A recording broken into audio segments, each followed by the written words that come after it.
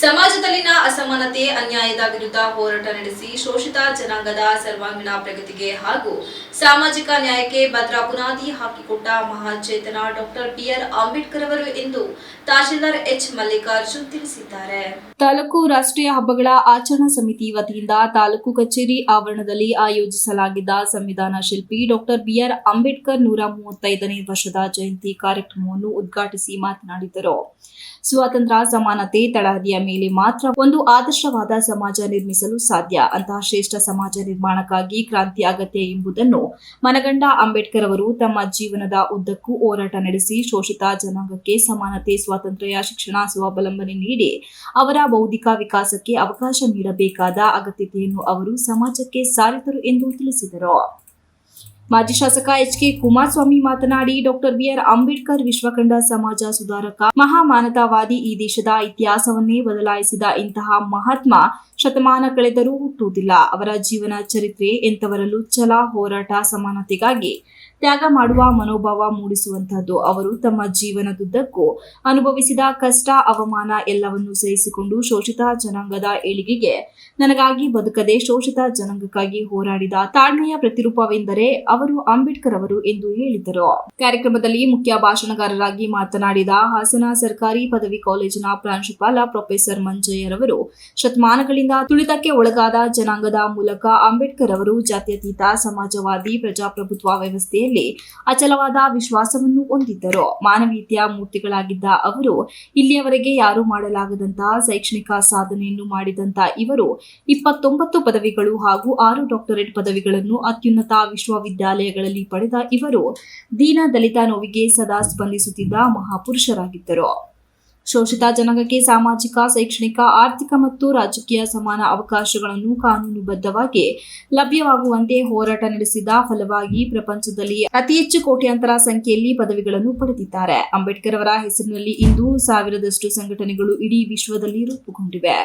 ಜ್ಞಾನ ಪ್ರತೀಕವೆಂದು ತಿಳಿಸಿದ ಅವರು, ಪ್ರಗತಿಗೆ ವಿದ್ಯೆ ಮೂಲ ಎಂಬ ಅಕ್ಷರ ಮಂತ್ರವನ್ನು ಜೋಡಿಸಿದ ಡಾಕ್ಟರ್ ಬಿಆರ್ ಅಂಬೇಡ್ಕರ್ ದಲಿತ ಜನಾಂಗ ಆಶಾಕಿರಣ. ಹಾಗಾಗಿ ಅವರ ತತ್ವ ಆದರ್ಶಗಳನ್ನು ಮೈಗೂಡಿಸಿಕೊಂಡರೆ ನವ ಸಮಾಜವನ್ನು ನಿರ್ಮಾಣ ಮಾಡಲು ಉತ್ತಮವಾದ ಬೋಧನೆ, ಚಿಂತನೆ ಮತ್ತು ಮಾರ್ಗದರ್ಶನದ ಮೂಲಕ ಸಾಧ್ಯ ಎಂದು ತಿಳಿಸಿದರು.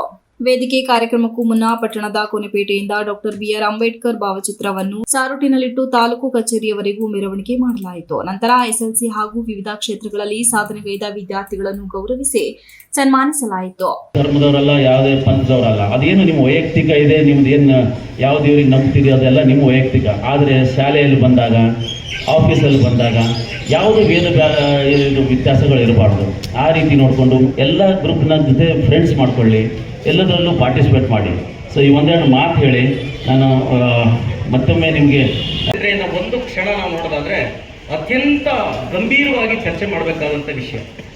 ಸಮಾಜದಲ್ಲಿ 7 ಶ್ರೇಣಿ ವ್ಯವಸ್ಥೆಯಲ್ಲಿ ಇದ್ದಂತಹ 4 ವರ್ಗ ಏನಿತ್ತು, ಬ್ರಾಹ್ಮಣ, ಕ್ಷತ್ರಿಯ, ವೈಶ್ಯ, ಶೂದ್ರ, ನಂತರವಾಗಿ ಬಂದಂಥದ್ದು ದಲಿತ ಸಮುದಾಯ ಅಥವಾ ನಿಮ್ನ ವರ್ಗದವರು ಅಂತೇಳಿ, ಅವರ್ಣೀಯರು, ಬೇರೆ ಬೇರೆ ಹೆಸರುಗಳಿಂದ ನೀವು ಕರೆಯೋದಾದರೆ ಇವರು ಸಮಾಜದಲ್ಲಿ ಅತ್ಯಂತ ನಿಕೃಷ್ಟವಾದಂಥ ಬದುಕನ್ನು ಬದುಕಿದೆ. ಅದು ಆರ್ಥಿಕವಾಗಿ, ಸಾಮಾಜಿಕವಾಗಿ, ಶೈಕ್ಷಣಿಕವಾಗಿ ಅಷ್ಟು ಮಾತ್ರವಲ್ಲದೆ ಅನ್ಟಚಬಲ್ಸ್ ಅಂತೀವಲ್ಲ, ಏನಾದರೂ ಅಂಬೇಡ್ಕರ್ ಮುಟ್ಟಿದ್ರೆ ಹೇಳಿದ್ನಿಂದ ಮೀಸಲಾತಿ ಯಾರಿಗೆ? ಬಡವರಿಗೆ ಮೀಸಲಾತಿ, ಶೋಷಣೆಗೆ ಒಳಗಾದರೂ ಮೀಸಲಾತಿ, ಅಷ್ಟೇ ಅವ್ರು ಹೇಳಿದ್ದಿದ್ದು.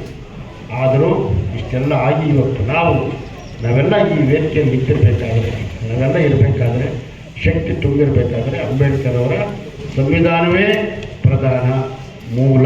ಕಾರ್ಯಕ್ರಮದಲ್ಲಿ ಮಾಜಿ ಜಿಲ್ಲಾ ಪಂಚಾಯಿತಿ ಸದಸ್ಯೆ ಚಂಚಲಾ ಕುಮಾರಸ್ವಾಮಿ, ಕ್ಷೇತ್ರ ಶಿಕ್ಷಣಾಧಿಕಾರಿ ಕೃಷ್ಣೇಗೌಡ, ತಾಲೂಕು ಪಂಚಾಯಿತಿ ಕಾರ್ಯನಿರ್ವಾಹಕ ಅಧಿಕಾರಿ ಸುಬ್ರಹ್ಮಣ್ಯ ಶರ್ಮಾ, ಪಟ್ಟಣ ಪಂಚಾಯಿತಿ ಮುಖ್ಯಾಧಿಕಾರಿ ಮಂಜುನಾಥ್, ಸಮಾಜ ಕಲ್ಯಾಣಾಧಿಕಾರಿ ಕೌಸರ್ ಅಹಮದ್, ಜಿಲ್ಲಾ panchayat AE Ramesh, HDCC bank ನಿರ್ದೇಶಕ ಕೆಎಸ್ ಮಂಜೇಗೌಡ, ಡಿಎಸ್ಎಸ್ ಮುಖಂಡರಾದ ಯೋಗೇಶ್, ಬಸವರಾಜು, ಅರಸಪ್ಪ, ದೊರೆಸ್ವಾಮಿ, ಉಮೇಶ್, ಹರೀಶ್, ರವಿ, ಮಂಜು ಸೇರಿದಂತೆ ತಾಲೂಕು ಮಟ್ಟದ ಅಧಿಕಾರಿಗಳು, ಅಂಬೇಡ್ಕರ್ ಅಭಿಮಾನಿಗಳು ಹಾಜರಿದ್ದರು. ತಾಲೂಕು ರಾಷ್ಟ್ರೀಯ ಹಬ್ಬಗಳ ಆಚರಣಾ ಸಮಿತಿ ವತಿಯಿಂದ ತಾಲೂಕು ಕಚೇರಿ ಆವರಣದಲ್ಲಿ ಆಯೋಜಿಸಲಾಗಿದ್ದ ಡಾಕ್ಟರ್ ಬಿಆರ್ ಅಂಬೇಡ್ಕರ್ 135ನೇ ವರ್ಷದ ಜಯಂತಿ ಕಾರ್ಯಕ್ರಮದಲ್ಲಿ ಎಸ್ಎಲ್ಸಿ ಹಾಗೂ ವಿವಿಧ ಕ್ಷೇತ್ರದಲ್ಲಿ ಸಾಧನೆಗೈದ ವಿದ್ಯಾರ್ಥಿಗಳನ್ನು ಗೌರವಿಸಿ ಸನ್ಮಾನಿಸಲಾಯಿತು. ಮಾಜಿ ಶಾಸಕ ಎಚ್.ಕೆ. ಕುಮಾರಸ್ವಾಮಿ, ತಹಶೀಲ್ದಾರ್ ಮಲ್ಲಿಕಾರ್ಜುನ್, ಹಾಸನ ಸರ್ಕಾರಿ ಪದವಿ ಕಾಲೇಜಿನ ಪ್ರಾಂಶುಪಾಲ ಪ್ರೊಫೆಸರ್ ಮಂಜಯ್ಯ, ಕ್ಷೇತ್ರ ಶಿಕ್ಷಣಾಧಿಕಾರಿ ಕೃಷ್ಣೇಗೌಡ, ತಾಲೂಕು ಪಂಚಾಯಿತಿ ಕಾರ್ಯನಿರ್ವಾಹಕ ಅಧಿಕಾರಿ ಸುಬ್ರಹ್ಮಣ್ಯ ಶರ್ಮಾ, ಸಮಾಜ ಕಲ್ಯಾಣಾಧಿಕಾರಿ ಕೌಸರ್ ಅಹಮದ್ ಮುಂತಾದವರು ಹಾಜರಿದ್ದರು. Pradeep, TV 46 news Kannada, Alur. You are watching TV 46 News Kannada.